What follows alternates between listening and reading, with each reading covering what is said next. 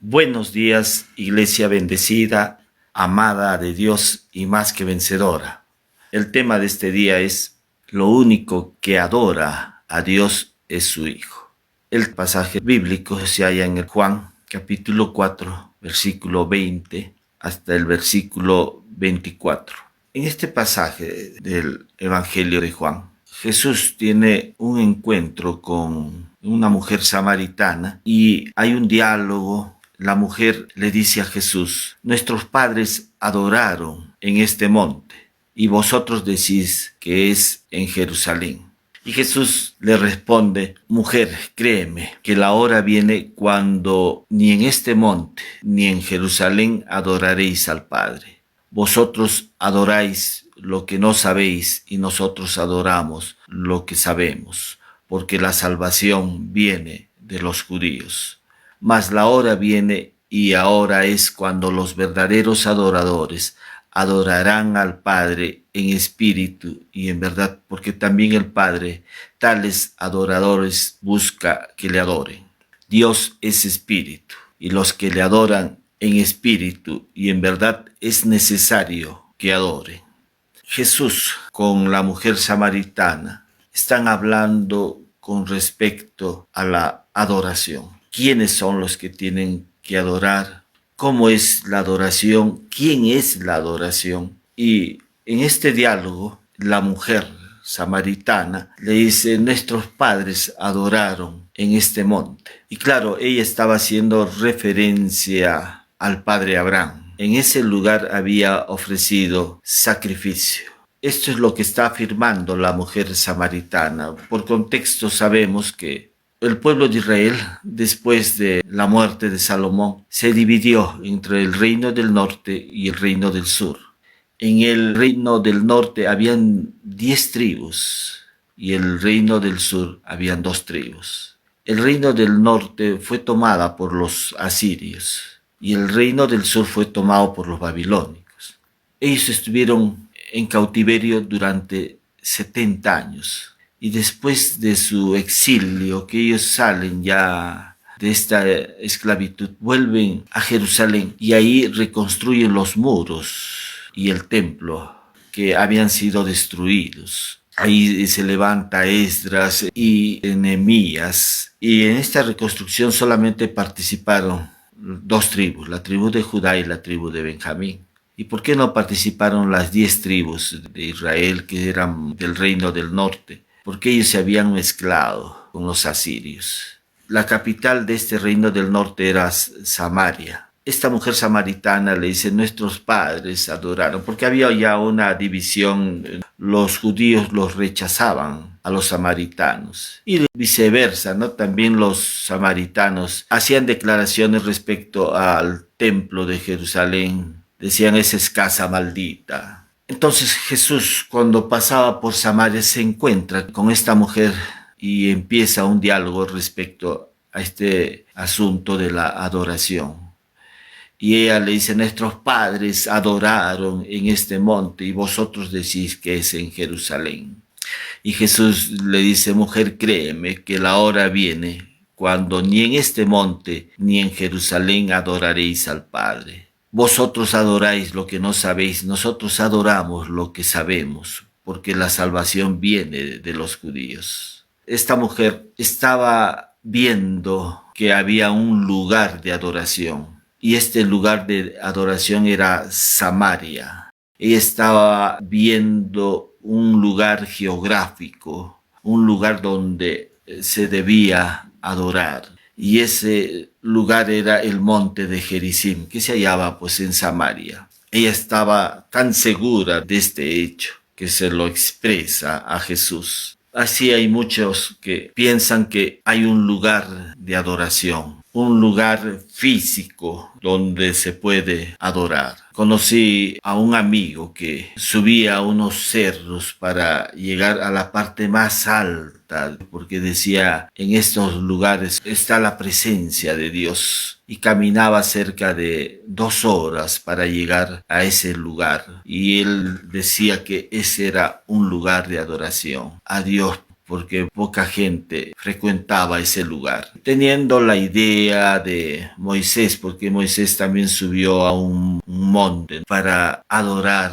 a Dios, porque Dios lo llama a ese lugar. Entonces la mentalidad religiosa todavía está creyendo que hay un lugar de adoración, un lugar donde se encuentra la presencia de Dios. Y ya el apóstol Pablo a los Corintios les habla que Dios ya no habita en templos hechos por manos humanas. Dios ya no habita en templos. Claro, en el Antiguo Testamento uno ve el relato desde el libro de Génesis hasta la venida de Cristo, es que los hombres, cuando Dios hablaba en un lugar, ellos levantaban un montículo de piedras y eso era señal de que Dios había hablado ahí. Posteriormente ya se levanta el tabernáculo donde Dios habitaba, en el lugar santísimo que estaba dentro del arca del pacto. Los hombres sabían que en el arca del pacto estaba la presencia de Dios. Y solamente podían entrar a este lugar santísimo el sumo sacerdote una vez al año, con la sangre del sacrificio, ¿no? Después esto no estaba a vista de todo el pueblo, solamente el sumo sacerdote podía entrar a ese lugar santísimo. Más adelante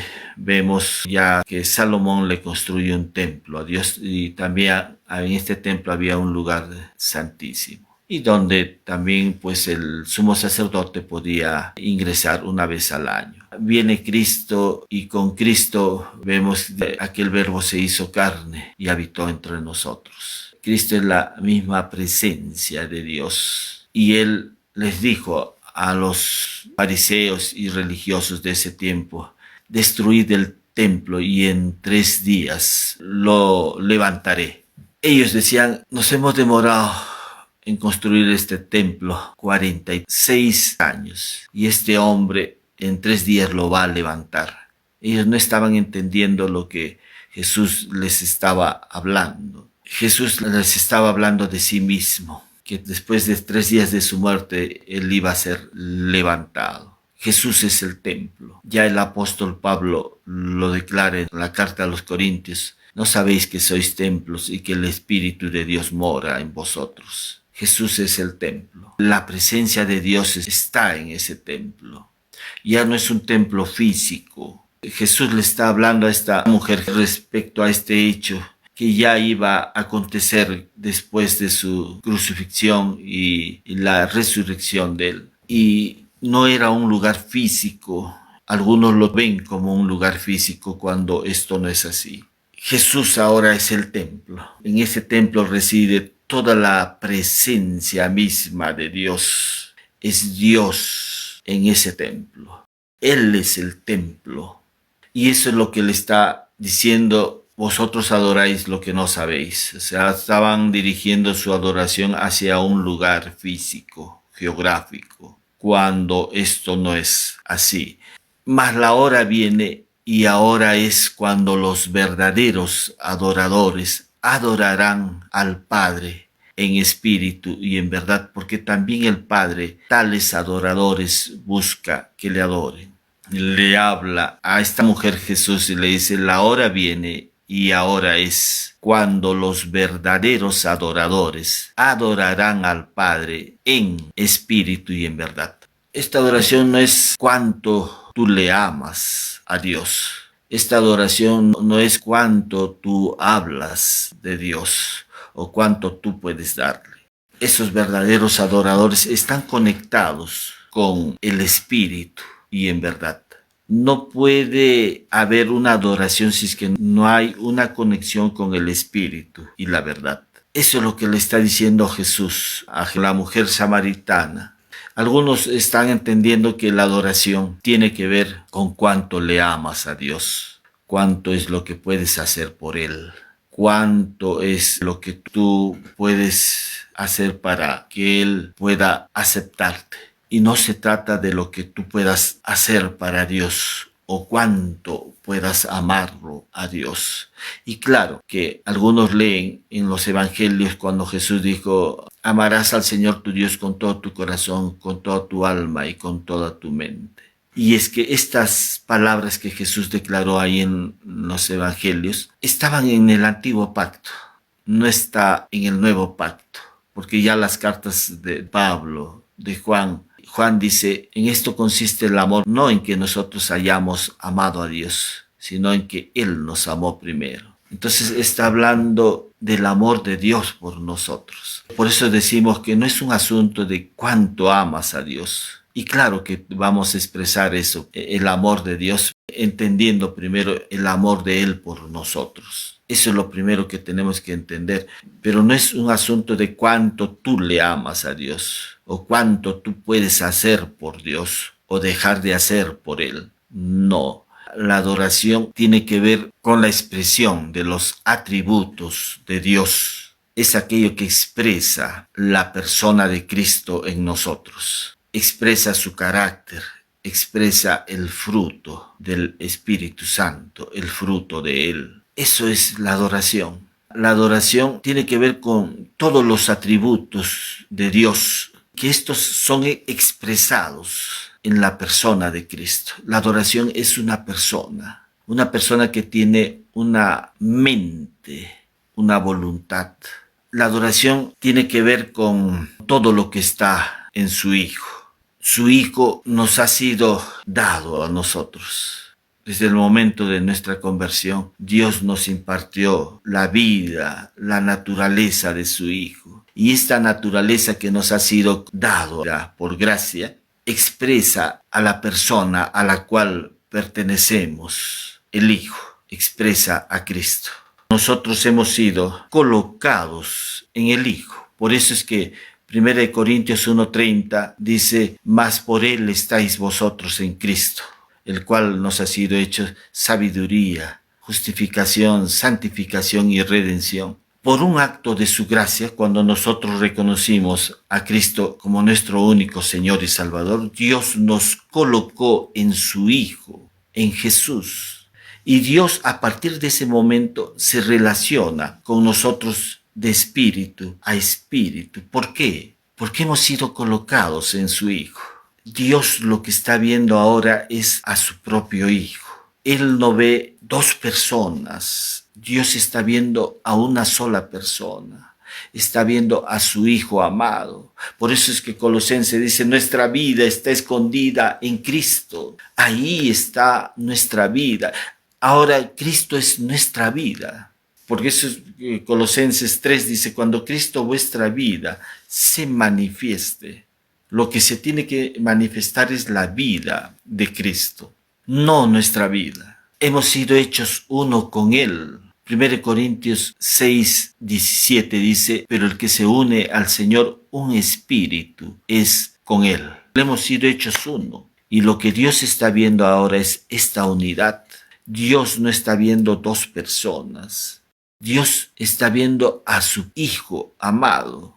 Lo que Dios ama, lo que Dios desea, lo que a Dios le complace, no es lo que hacemos nosotros, sino aquello que nos ha sido concedido. Lo único que a Dios le agrada es su Hijo, Jesucristo. Él es su agrado. Por eso en el Jordán, cuando Jesús fue bautizado por Juan, los cielos fueron abiertos y una voz se pronunció y dijo, este es mi Hijo amado en quien tengo complacencia. Lo mismo ocurre pues en el monte de la transfiguración. En las nubes se pronunció Dios y dijo, este es mi Hijo amado, a él oíd.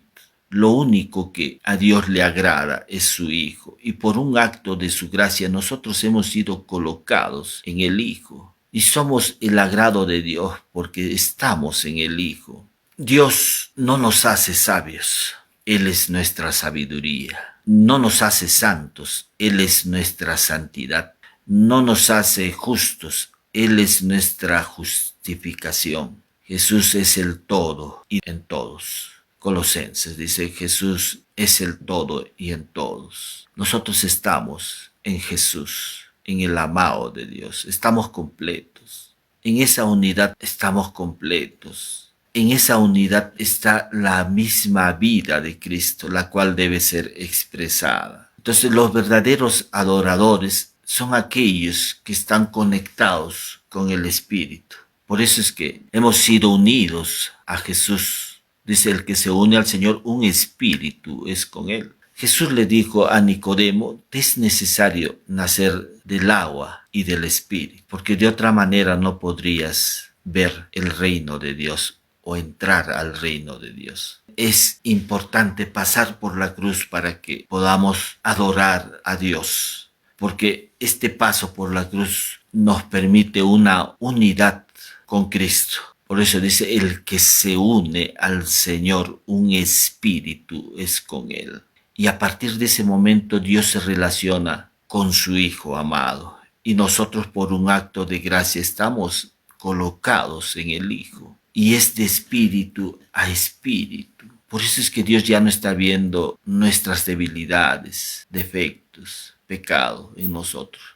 Lo que está viendo es santidad, justicia. Nos está viendo sin mancha, sin defecto, porque estamos unidos al Hijo amado de Dios. Los verdaderos adoradores adorarán al Padre en espíritu y en verdad. ¿Quién es la verdad? La verdad es Cristo. Jesús dijo, yo soy el camino, la verdad y la vida. Jesús lo es todo. Jesús es el Cordero de la Pascua. Jesús es la resurrección. Jesús es la puerta. Jesús es la iglesia.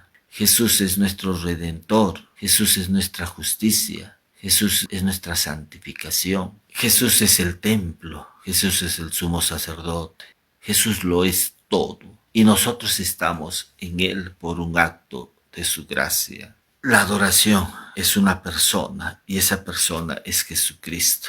Jesús no ha venido a mejorar nuestra vida. No ha venido a mejorar tu autoestima, sino a llevarlo a la cruz. En la cruz le dio muerte a tu autoestima, porque se trata ahora de la vida de Cristo en nosotros. Todo el mensaje apostólico dice, carta de Colosenses, Cristo en vosotros. O cuando Pablo dice en Gálatas 2:20, dice, con Cristo estoy juntamente crucificado, ya no vivo yo, mas Cristo vive en mí. Ya no se trata de nosotros, se trata de la vida de Él. Es el gobierno de Él en nosotros, es la guía de Él en nosotros. Pablo en la carta de Filipenses 2:21 dice, porque todos buscan lo suyo propio, no lo que es de Cristo Jesús. Están buscando, ¿no?, la gloria suya. Pero todo el mensaje del Evangelio habla porque de Él, por Él y para Él son todas las cosas. Se trata de Él, ya no se trata de ti. Pablo dice, porque en Él vivimos, nos movemos y somos. Y que de nuestra parte, mire, que Dios produce el querer como el hacer por su buena voluntad.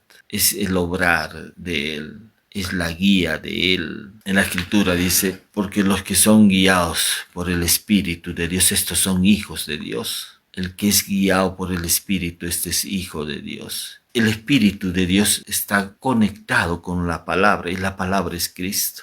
El Espíritu lo único que va a expresar es la vida de Cristo.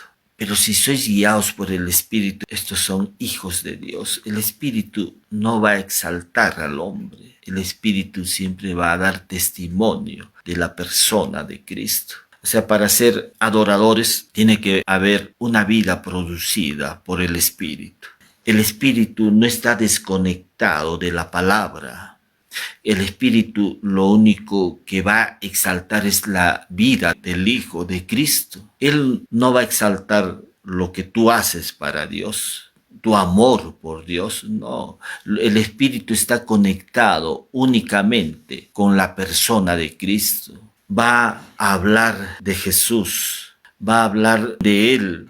Va a hablar de Él y por Él y para Él son todas las cosas. Eso es lo que va a hablar el Espíritu respecto a la persona de Cristo. Entonces, no es un asunto de cuánto puedas tú darle a Dios.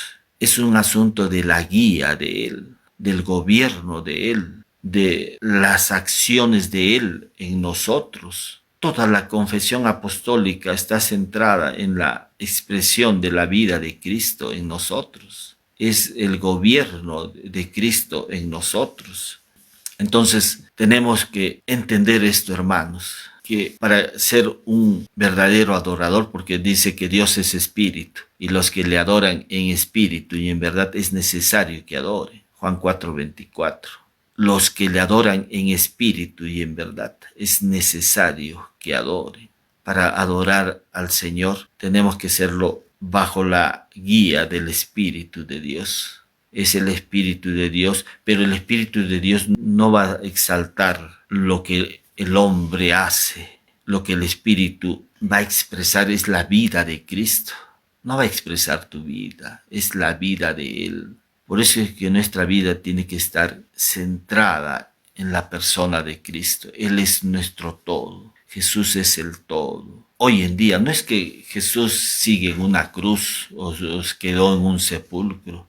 Cristo resucitó, pero para impartirnos su naturaleza, es la vida de Él, la que está ahora en nosotros. Es su naturaleza, es el obrar de Él, el mover de Él en nuestra vida. Todo lo que hacemos, lo hacemos bajo la dirección de Él, bajo la mente de Cristo. Nuestra mente es, claro, debe estar en un estado de gobierno, pero un estado de gobierno de Cristo. Y nuestra mente natural tiene que mirar esta realidad espiritual, tiene que alinearse con esta realidad espiritual para que sea expresado esta vida de Cristo.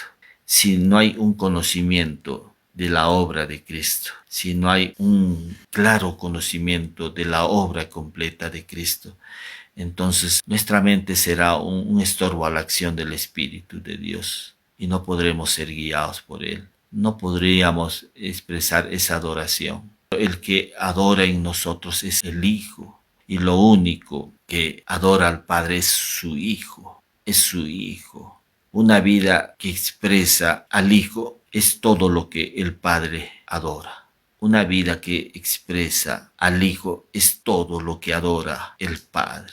Algunos están pensando que si se trata de una música, de un ministerio de música dentro de la iglesia lo que adora al Padre. Si este mensaje de estos ministerios no está expresando o reconociendo al Hijo, no se está adorando.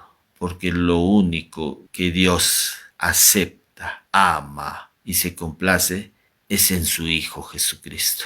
Y si ahí no está direccionado todo lo que la alabanza o la adoración, no tiene sentido. Si Jesús no es el centro, no es lo que expresamos, si no se expresa a Cristo, no puede ser adoración. Damos gracias una vez más a nuestro Padre por este tiempo, porque Él nos ha colocado en su Hijo, nos ha unido a Él, nos ha impartido su naturaleza. Y los verdaderos adoradores ahora son los que expresan a la persona a la cual pertenecemos, al Hijo. Si por primera vez estás escuchando este mensaje y deseas que Cristo habite en tu vida, que seas colocado en el Hijo, te voy a guiar en una oración ahí donde te encuentres. Repite conmigo: Señor Jesús, te doy gracias por haber dado tu vida por mí en la cruz, haber derramado tu sangre preciosa para el perdón de mis pecados. Gracias por haberme mostrado tu amor por mí a través de tu sacrificio, haberme demostrado cuánto me amas, Señor. Te recibo en mi corazón reconociéndote como mi único Señor y Salvador. Hago esta oración en el nombre precioso de Jesús. Amén. Si por primera vez has hecho esta oración, Dios ya te ha colocado en su Hijo, te ha unido a Él y ahora Él te ve como su Hijo. Pídele al amado Espíritu Santo que te guíe a una iglesia cristiana donde puedas crecer en gracia y en el conocimiento de nuestro Señor y Salvador Jesucristo.